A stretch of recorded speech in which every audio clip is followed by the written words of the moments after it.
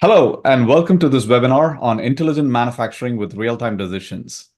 My name is Dinesh Chandrasekhar. I'll be your host today. I'm the CEO and founder of Stratola, a business strategy consulting and industry analyst firm. With RTInsights and Stratola jointly sponsoring this webinar, we have an interesting guest today, Dheeraj Ramella, who is the Chief Product Officer of Volt Active Data.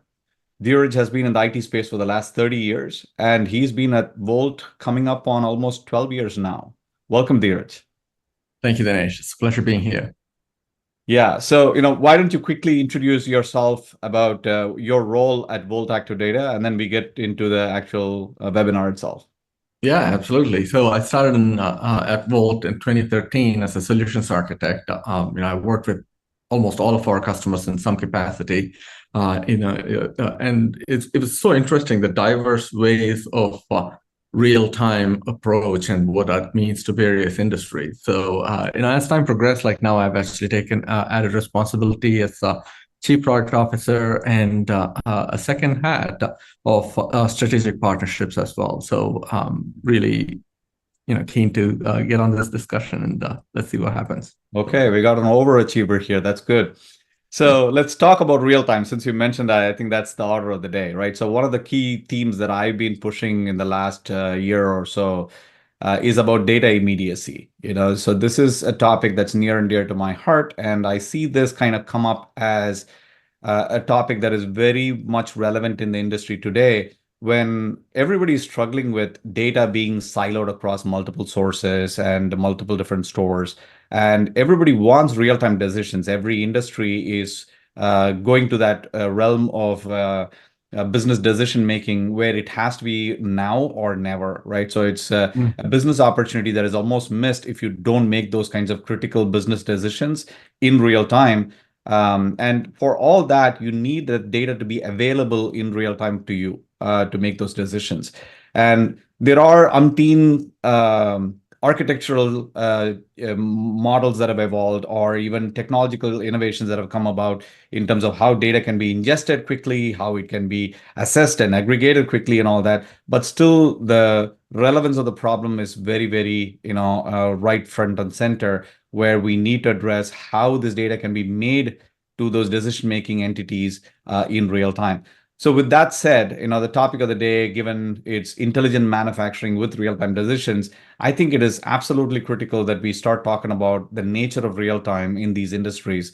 In your opinion, given that you've had like your fair share of exposure to real-time and real-time data, what does real-time mean to specific industries? Does it vary from one industry to another, or is it this one and the same? So that's a very, very loaded question. When you look at like real time, it varies between industries and even within an industry between use cases.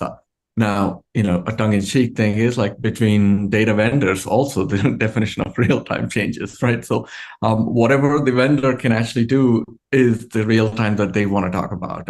But in all jokes aside, right? Like, so when you really look at it, you can separate the data immediacy as three types, right? So one is when I have a question, I want the answer to be immediately available, right? So on the other hand, when the data arrived, I want it to be immediately stored and be able to serve anybody that asks.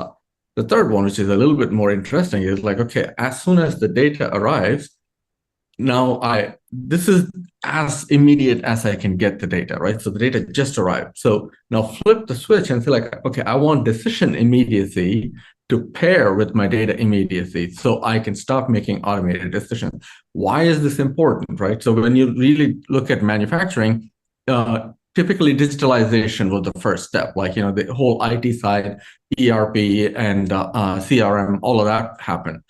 And the whole IoT just exploded the OT side of the manufacturing. And then the change of real-time definition became really pronounced at that point, because not only are you observing the systems, you're actually controlling the systems as well. So this is where I'm thinking, meaning like, Volt is thinking about real-time, right? Like, so when we talk about real-time, like as soon as the event happens, its value is highest to make decisions and drive actions. If not, most probably hopefully you would actually use it in big data. If not, it becomes a part of the 95% of data never used statistic, right? So that's my thinking about this. Spot on, spot on. And you are absolutely right. And I tend to call these as like data in motion versus data at rest. So data in motion is all the streaming data that comes into the enterprise from various different sources through in a matter of like almost continuous form. And the data at rest is where all some of this data goes to a store, like a data Mhm. lake or a data warehouse and so forth. And talking about data in motion and the immediacy aspect that we just spoke about, in manufacturing, it is of utmost importance, particularly when you talk about, predictive maintenance type of a use case where you need to know if a machine is going to go down because of some kind of maintenance failure that is bound to happen Mhm. beforehand, proactively, rather than knowing after the fact, which is kind of the problem that manufacturers are trying to prevent and everything else.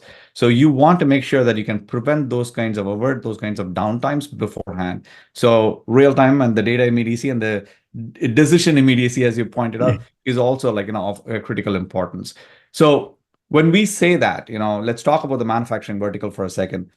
We've been, doing real time and this kind of real time decision making, for quite some time now. Industry 4.0 is released or announced in 2011, I believe. Like it's almost like 15 years now.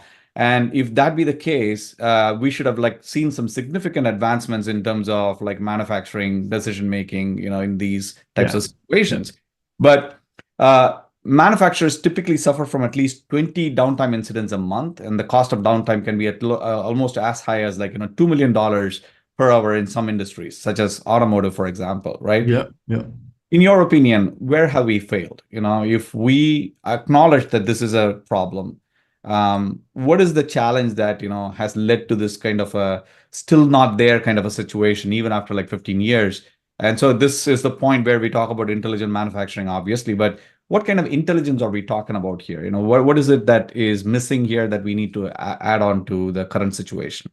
Yeah, so I wouldn't say like, what was the mistake that was made in the implementation. It's more about the assumptions that went into the path establishment, right? Like, so um, one of the big challenges I see is a lot of people actually look at what they have and try to go from there to making things better. And but the problem with that is that there are things that you have put in place with the older assumptions. They need to go sometimes, right? Like, so for example, like the traditional SCADA system, when you really look at it, it's like a monolithic system, and it cannot scale beyond a certain point. But then, like when you look at like the launch of 5G, wherein like the private 5G is promising a million devices per square kilometer density, SCADA is not going to be able to scale to that level. So there needs to be a quantum shift from how things are done into a new world. And that's one side, right? So then the second bit is you have various vendors that want to control the data that they have, for security reasons, for sovereignty reasons, and also, the safety of their licensing, right? So when you take all of these things into play, then if everyone is having and holding their own data, like how can you get all of the data together so you can actually make better decisions, faster decisions, more relevant, more informed, and intelligent decisions? And when I say intelligent, it's not just some static rules. I'm talking about like let's actually pull in some machine learning and pull in some AI into this equation to make better decisions. That's how I'm thinking, and that comprehensive thinking is developing now, right? So like I'm thinking like at this point it's going to start accelerating. While the first 15 years is the first innings, I think the second innings is going to be much shorter. I see some cricket analogies coming along Yeah. there, so that's a good thing. So we spoke about data collection issues, and then we also said like there are some IT and OT, operational technology kind of data silos, right?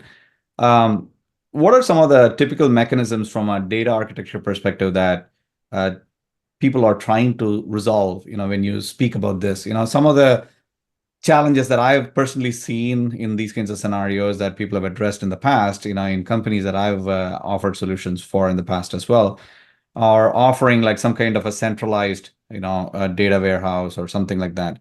But the problem then becomes about data freshness. You know, Mhm. if I'm collecting data from IoT sensors on the manufacturing floor, if it's going into a data warehouse, it's not going to stay fresh for a long time. You know, you need to be able to take actions in real time. Then you need more of a real time system in place before the data warehouse, or rather, as I pointed out before the data in motion becomes data at rest. So Yes. how do you capture the data in motion in such a real-time system? And what are some of the other mechanisms or architecture innovations that you've seen? Yeah. So like when you really look at real-time decisions, right? Like so when you want to make a real-time decision, what are the things that you really look for? You want some kind of a storage of the data, right? So that data needs to be stored and accessed very, very quickly. You need to have your stream processing, I suppose, like streaming data processing, if you really think of it, or the decisioning logic. It could be either in an application, stream processing engine, or a business rules engine, whatever, however you want to think of it, right? So then you have every manufacturing facility is monitoring X number of KPIs, like OEE, for example, right? So how are we tracking these aggregations? Like that aggregation needs to happen as soon as the data is arriving, so that like you are able to immediately look at any kind of deviation from normal behavior and be able to act on it immediately. So when you look at these things, right, like so there are separate systems that do these things. So for them to integrate with each other and talk with each other, they need to keep sending data back and forth. And as this back and forth goes on, like the data's value is diminishing very, very rapidly within milliseconds, right? So what you really want to look at is like, how can I actually bring the processing logic, storage logic, aggregation logic all together on every event every single time? So this way, every event is able to immediately tell me what changed. Is the change significant? What do I need to do about it, and then do something about it, right? So this is where like we actually strive to be that unified data layer, Vault. So when you look at a manufacturing setup, like you could have the IT systems like ERP and CRM, and then you have your machining systems like MES, like the execution systems and the sensor systems, actuator systems. All of these are producing data. Some data is available as data. Some data is stuck in systems, so you need to pull them out as change data and then pull it all together. But if you, to your earlier point, if you're waiting for it to all come and land in some place after a bunch of ETL jobs, you're too late at that point, right? So you've already incurred the cost. You've already broken the machine. You've already hurt somebody because they were in the wrong place at the wrong time while a machine was going back. All of that has already happened. Now you're just saying like, oh, now I know that it happened, right? But you could have actually acted on that. So that's the difference between absolute real time. So Fantastic, fantastic. So let's talk about we already said that we have data coming in from IoT sensors from the edge practically. And then this data traverses through and goes to the cloud and all that. There is an edge cloud in our relationship, particularly when it comes to streaming data, because you need the streaming data to not only be available immediately, as you just pointed out, for data freshness, but also be able to stream it to the cloud where it eventually ends up into transactional systems and whatnot. In that kind of a scenario, what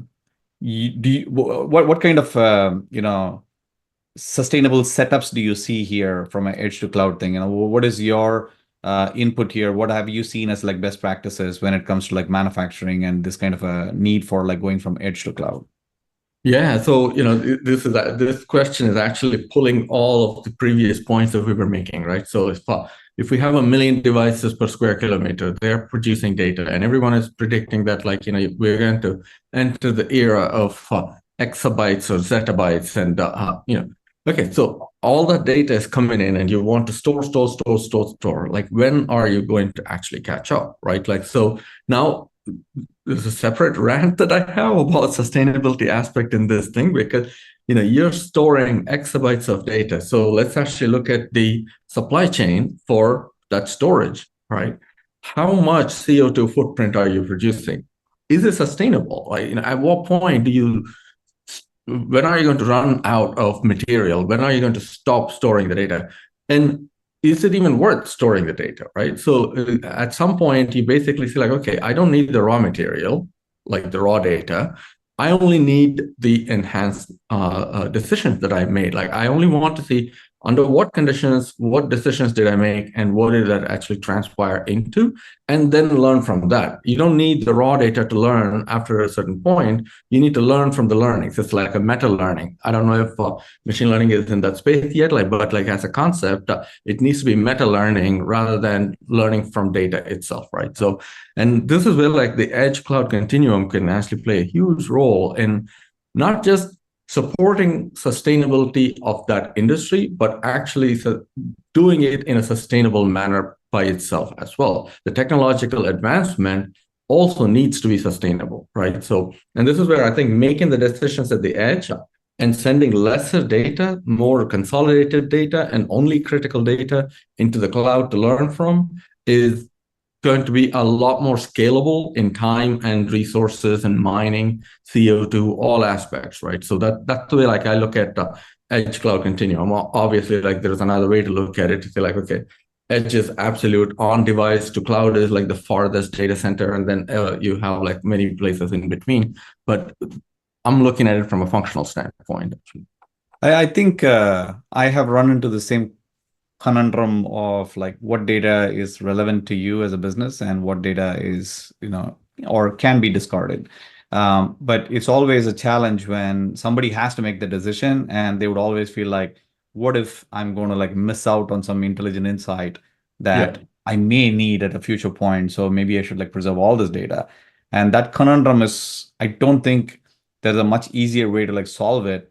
But in your opinion, have you come across like any best practices? Like who gets to, is there like a data steward that gets to like make those kinds of decisions, or is there like somebody else that decides on what it is, or is it the pure aspect of like what KPIs are like more important to you and what data matters to those KPIs that you need to yeah. really track and store and all that? That's the in my opinion, at least it's the latter, right? Like, so you want to look at your business and say like, okay, what is important for my business? Don't collect data because you want to be a curious person. Be a Mhm. curious person because you want to do something amazing, and then figure out what is it that is required for that curiosity, right? So then you can actually narrow down to say like, okay, like this is what is really of interest. I understand the aspect of what you're saying that like, hey, maybe someday I can actually find something.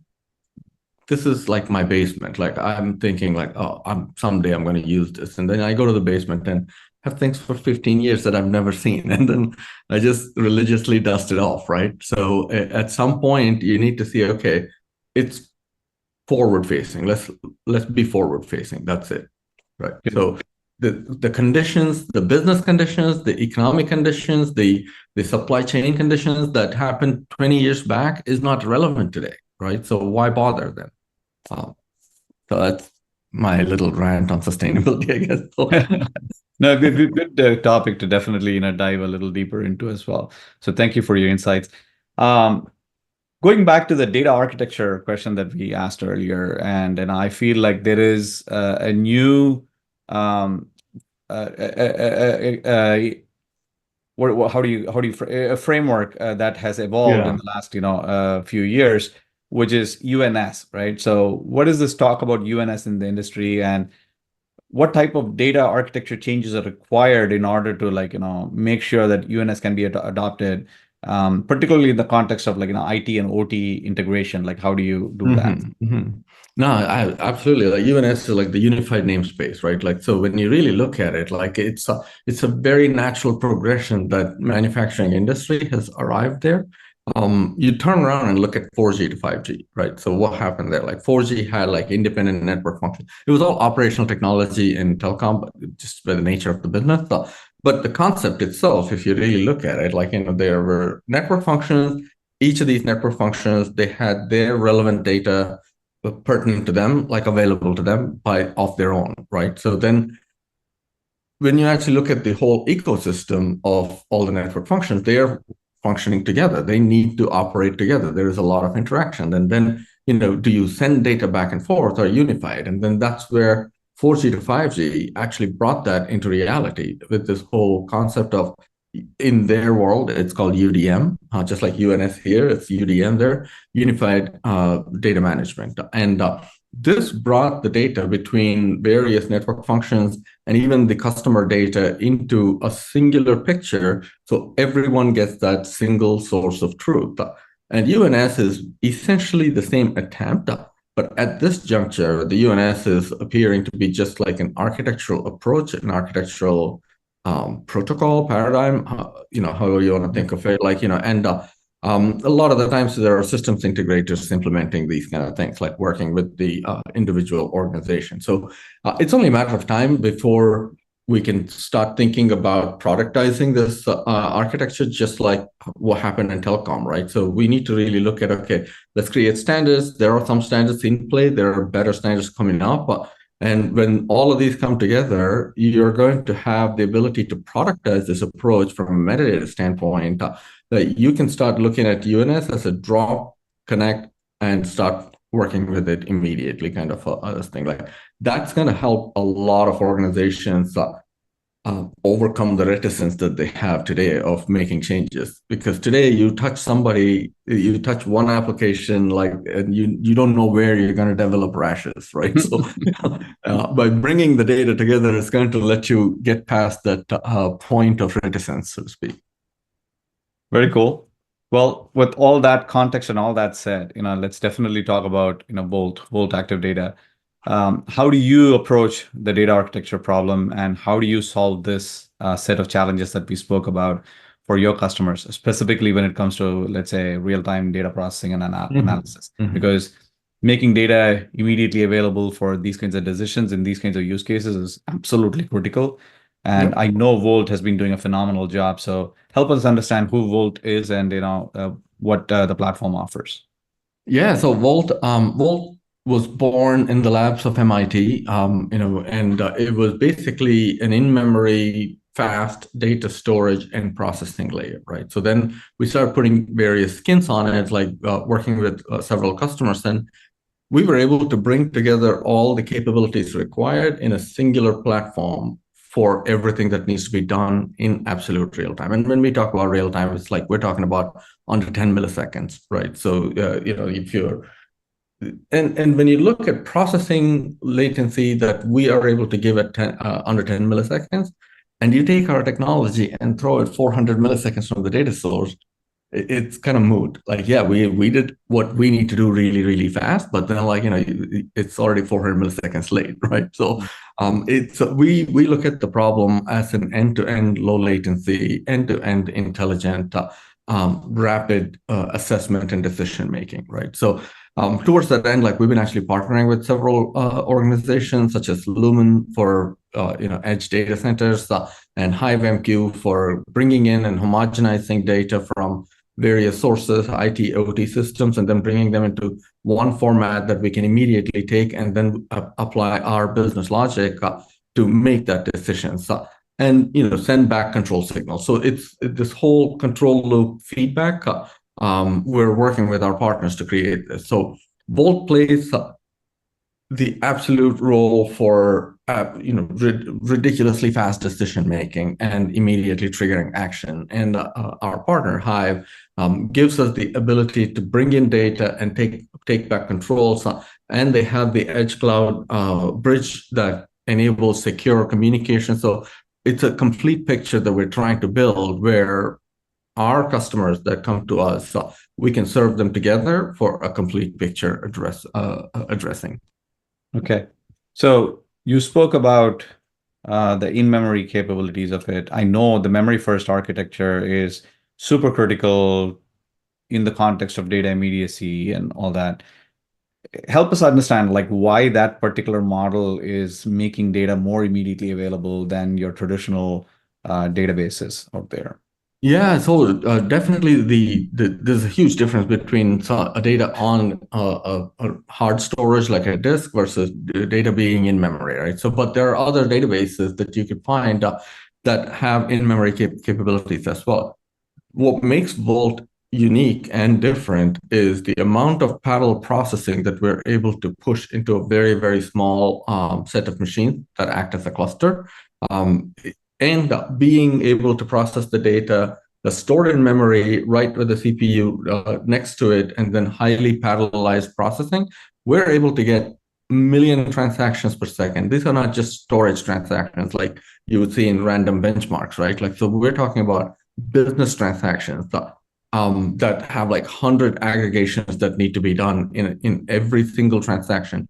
And we've been able to do a million of them on just simple 5-node commodity server cluster, right? So that's the kind of performance that we actually bring in.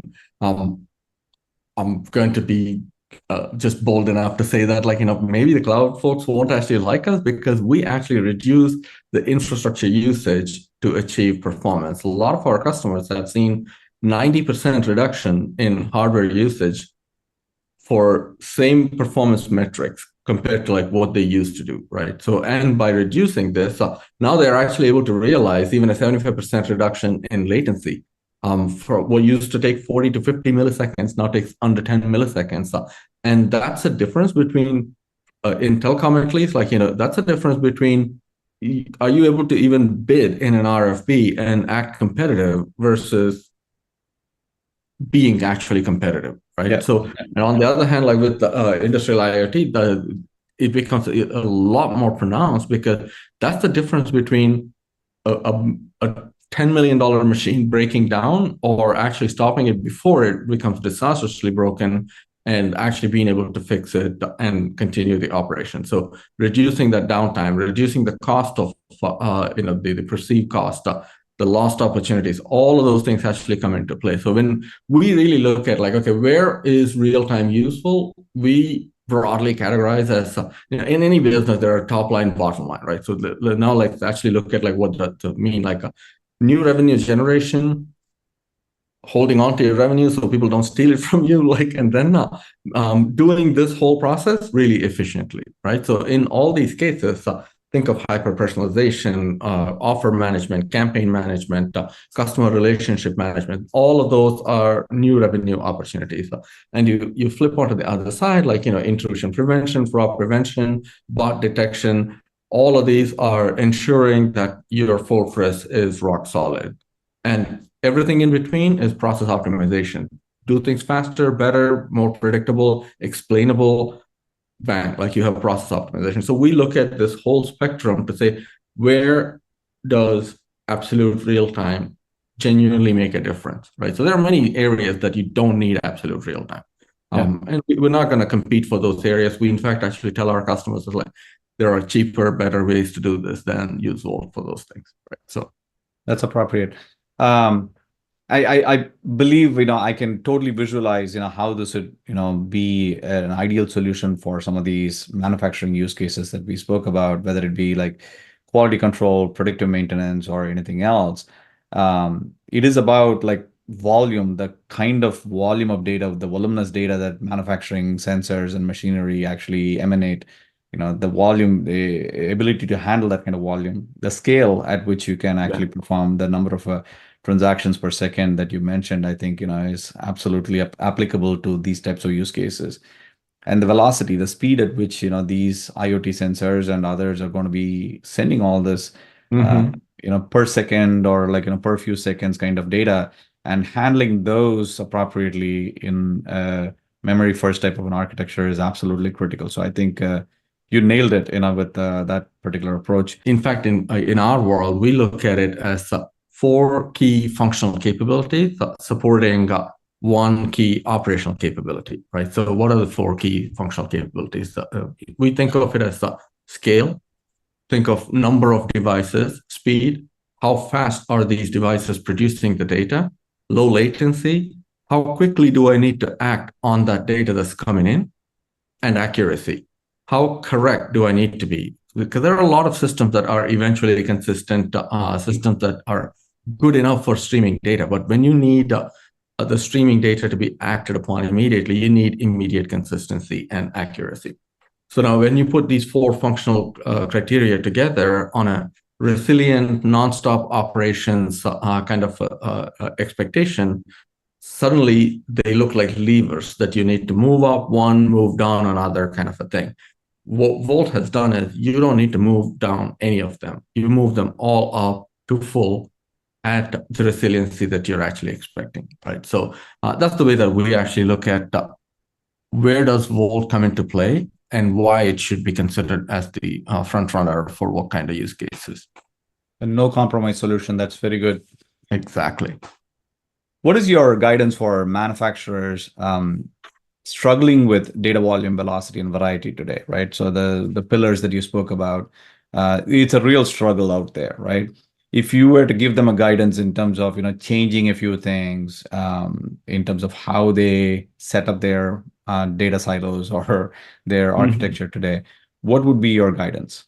From an approach standpoint, I would first strive, if I were a manufacturer, I would first strive to have that unified central repository of data that is getting these streams of data coming in real time and be readily usable, right? So because then I can actually start doing really interesting things of process optimization and automation and machine learning and making data available for learning and bringing that insight back in for better, continuously adaptive, better decision making. So while all of that could be like very, what is the word I'm looking for? Like aspirational, you want to start somewhere, right? So you don't want to get into an analysis paralysis. You need to start somewhere.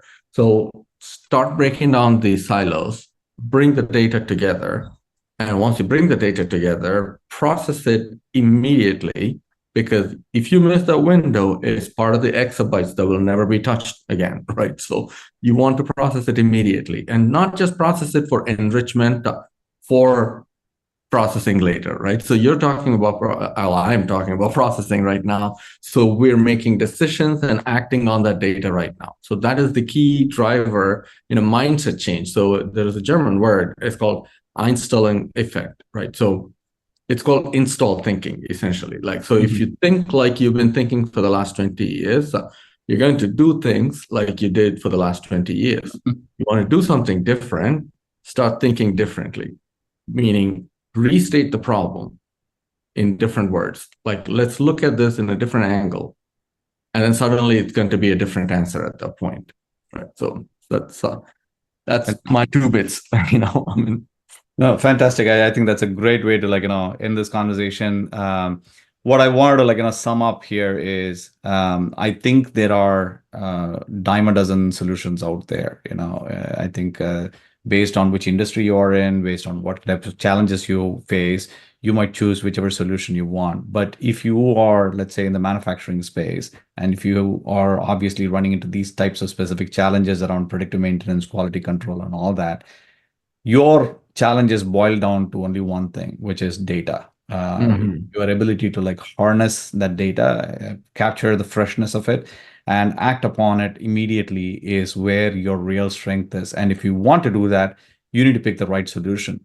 And I think having somebody like Volt help you out with that solution is absolutely critical, given your memory first capabilities and your strong focus on volume, velocity, and variety of data and all that as well. Lends itself very well to that. So Dheeraj, thank you so much for a fantastic conversation. This has been really good. And I thank you all for joining us on this conversation as well. Absolutely. I enjoyed this conversation a lot. Thanks for offering this platform. And if I may be bold enough, I'll just throw it out there. If you want to check out Volt, and if you want to do any kind of readiness efforts or workshop, it goes both ways, right? So are we ready for you, and are you ready for us? We can actually take a look at what we can do together, if we can do anything at all together. So give us a ring and let's talk.